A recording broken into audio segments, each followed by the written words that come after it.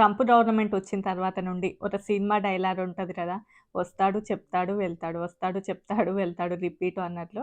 Same రోజుకొక new rule చెప్తారు, వెళ్తారు. రోజుకొక న్యూ రూల్ చెప్తారు, వెళ్తారు. సేమ్ అలానే ఆల్రెడీ మనందరికీ తెలుసు హెచ్-1బీ మీద $100,000 ఎవరైతే ఎంప్లాయర్స్ పే చేయాలి అదొకటి.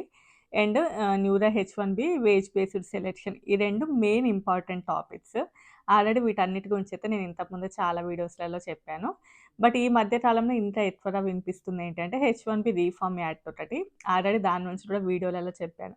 అందులోపల మెయిన్‌గా ఏంటి అంటే 3 ఇయర్స్ రూల్‌ని తీసుకురావడం ఒకటి. ఏవైతే లూప్ హోల్స్ యూజ్ చేస్తున్నారో వాటన్నిటిని కూడా కట్ చేయాలి. అండ్ జాబ్స్ చేంజ్ అయిన తర్వాత అంటే యూఎస్‌కొచ్చి జాబ్ చేంజ్ అయిన తర్వాత కొత్త ఎంప్లాయర్ దగ్గరికి వెళ్ళినట్లయితే మళ్ళీ న్యూ హెచ్-1బీని ఫైల్ చేసుకోవాలి అని చెప్పేసి ఒక సెనేటర్ అయితే ప్రపోజ్ చేశారు. అంతే. అది అసలు అవుతదా? అవ్వదా? అది ఎంతవరకు ఇంప్లిమెంట్ అవుతదనేది కూడా ఇంకా ఏమి కూడా తెలీదు. బట్ ఇవి అయిన తర్వాత ఇంకా ఈ మధ్య కాలంలో లాస్ట్ 2 డేస్ నుంచి వినిపిస్తున్నది. వీసాస్‌కి ఇంకొంచెం గట్టి రిస్ట్రిక్షన్స్ తీసుకొద్దాము అని అనుకుంటున్నారు అని చెప్పేసి. సో, ఇంక దాని గురించయితే ఈ వీడియోలో మీతో అయితే షేర్ చేస్తాను. సో, ఇంకెవరైనా మొదటిసారి మన ఛానెల్‌ని చూస్తున్నట్లయితే తప్పకుండా సబ్స్క్రైబ్ చేసుకొని వీడియోకైతే లైక్ చేయండి. ఎవరికైనా యూజ్ అవుతదనుకుంటే షేర్ చేయండి. సో, ఇంక ఫస్ట్ థింగ్ ఏ న్యూ రూల్స్ తీసుకొనొచ్చినా కూడా అంటే అది హెచ్-1బీ కానియండి, వేరే వీసాలు రావచ్చు, ఈవెన్ స్టూడెంట్ వీసాలలో ఎలాంటి చేంజెస్ తీసుకొచ్చినా కూడా ఫస్ట్ మెయిన్ ఎయిమ్ వచ్చేసి అమెరికన్స్‌ని అమెరికన్ సిటిజన్స్‌కి మంచి సాలరీస్ రావాలి. అమెరికన్ సిటిజన్స్ యొక్క జాబ్స్‌ని కాపాడాలి అని చెప్పేసి మెయిన్ ఎయిమ్. సో, దీని యొక్క మెయిన్ రూల్ కూడా అదే. అంటే అమెరికన్ సిటిజన్స్‌కి సాలరీస్ సరిగ్గా ఉండాలి. అండ్ ఔట్‌సోర్సింగ్‌ని చాలా వరకు కూడా రెడ్యూస్ చేయాలి. సో, ఇది మెయిన్ ప్లాన్. సో, ఇంకా దీనికోసం మాత్రమే ఫ్యూచర్‌లో అంటే డిసెంబర్ తర్వాత నుంచి కొన్ని స్ట్రిక్ట్ రూల్స్‌నైతే తీసుకొనొస్తాము అని చెప్పి. అందులోపల ఫస్ట్ వన్ ఏంటి అంటే స్పెసిఫిక్ రిలేటెడ్ డిగ్రీ జాబ్స్‌కి మాత్రమే హెచ్-1బీని ఆఫర్ చేయాలి. ఏ డిగ్రీకి పడితే ఆ డిగ్రీకైతే హెచ్-1బీని అయితే ఆఫర్ చేయకూడదు. ఎందుకంటే ఆల్రెడీ యూఎస్‌లో కూడా ఆ డిగ్రీస్ మీద ఉన్నవాళ్ళు చాలామంది ఉంటారు కాబట్టి ఓన్లీ స్పెసిఫిక్ రిలేటెడ్ డిగ్రీకి మాత్రమే హెచ్-1బీని ఆఫర్ చేయాలి అని చెప్పేసి first one. And second one ఏంటంటే క్యాప్ ఎగ్జంప్షన్ మీద అంటే ఆల్రెడీ మనకు తెలుసు కదా 85,000 వీసాస్ ఉంటాయి.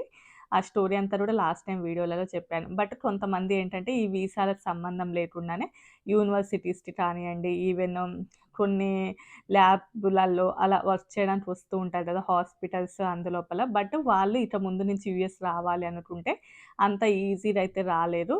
వాళ్ళకి చాలా వరకు రిస్ట్రిక్షన్స్ అయితే పెట్టబోతున్నాము. అంటే క్యాప్ ఎగ్జంప్షన్ మీద వచ్చే వాళ్ళని కూడా చాలా వరకు ప్లాన్డ్‌గా తీసుకొనొస్తాము. ఎవరిని పడితే వాళ్ళకైతే ఛాన్స్ ఇవ్వము అని చెప్పేసి. అండ్ యూనివర్సిటీస్‌లలో ఎవరైతే వర్క్ చేయడానికి వస్తుంటారో వాళ్ళకి కూడా అంటే చాలా వరకు బ్యాక్‌గ్రౌండ్ వెరిఫికేషను అండ్ అంతా కూడా అసలు ఆ పర్సన్స్ దానికి ఎలిజిబులా కాదా? ఒకవేళ వాళ్ళు ఎలిజిబుల్ అయితేనే వాళ్ళని తీసుకొనొస్తాము. అందులోపల కూడా చాలా వరకు స్ట్రిక్ట్‌గా చూడాలి అని చెప్పేసి. అంటే క్యాప్ ఎగ్జంప్షన్‌లో కూడా ఇక ముందు నుంచి స్ట్రిక్ట్ రూల్స్ చూడబోతాము ఫ్యూచర్‌లో అని చెప్పేసి. అండ్ నెక్స్ట్ వన్ ఏవైతే కంపెనీస్ హెచ్-1బీ వర్కర్స్‌ని క్లయింట్ సైట్‌కి వర్క్ చేయమని పంపిస్తారో వాళ్ళ మీద ఇక ముందు నుంచి చాలా వరకు కూడా స్ట్రిక్ట్ రూల్స్ ఉంటాయి అని చెప్పేసి. సో, నార్మల్‌గా మనకి 2 టైప్స్ ఉంటాయి కదా! ఆన్ షూర్ ఉంటది, ఆన్ సైట్ ఉంటది. ఆన్ షూర్ వర్క్ అంటే ఆల్రెడీ మనం ఇండియాలో ఉండేసి సేమ్ ఇక్కడ సేమ్ కంపెనీ బ్రాంచ్‌లో వస్తామనుకోండి అది ఆన్ షూర్ అంటాము. ఇండియా నుంచి ఇక్కడికొచ్చేసి క్లయింట్ సైట్‌లో వర్క్ చేయడాన్ని ఆన్ సైట్ వర్క్ అని అంటాం కదా! సో, అందులోపల ఎవరైతే వర్క్ చేస్తూ ఉంటారో వాళ్ళని ఇక ముందు నుంచి చాలా వరకు స్ట్రిక్ట్‌గా అండ్ వాళ్ళ యొక్క బ్యాక్‌గ్రౌండ్ వెరిఫికేషన్ అవన్నీ కూడా చేస్తాము అని చెప్పేసి.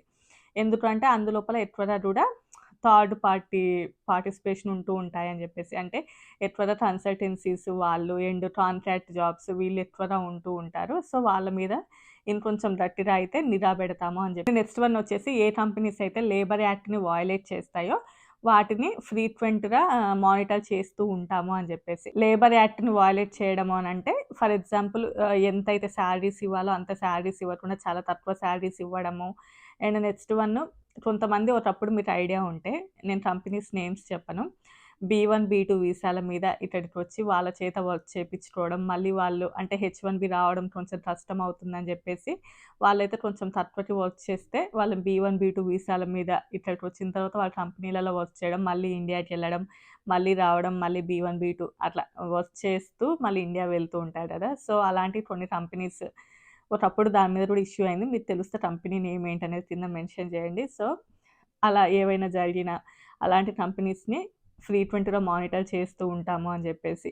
అండ్ కొన్ని కంపెనీస్ ఎక్కువ శాలరీస్ అని చెప్పేసి తీసుకొనొచ్చి తర్వాత వాళ్ళకి తక్కువ శాలరీస్ అంటే వేరే ప్లేస్‌కి చేంజ్ చేసి తక్కువ శాలరీస్ ఇవ్వడం అలాంటివి ఏవైనా చేసినా అంటే లేబర్ యాక్ట్ దానిదంటే వయలేట్ చేస్తుంటే దాన్ని ఫ్రీక్వెంట్‌గా మానిటర్ చేస్తూ ఉంటాము అని జెప్పేసి. నెక్స్ట్ వన్ వచ్చేసి ఎవరైతే హెచ్-1బీ ఎంప్లాయీస్ ఉంటారో వాళ్ళు ఇప్పటి వరకు ఎంత వరకు వాళ్ళ యొక్క డీటెయిల్స్‌ని షేర్ చేశారో ఇక ముందు ఫ్యూచర్‌లో మోర్ దాన్ అంటే ఇప్పుడు షేర్ చేసే దానికంటే కూడా ఇంకెక్కువగా డీటెయిల్స్ అయితే షేర్ చేయాల్సి ఉంటది అని జెప్పేసి. అండ్ ఎందుకంటే వాళ్ళు ఆ వీసా ద్వారా ఇక్కడికొచ్చిన తర్వాత అండ్ యూఎస్‌లో ఏమైనా చేయకూడని పనులేమైనా చేస్తారా?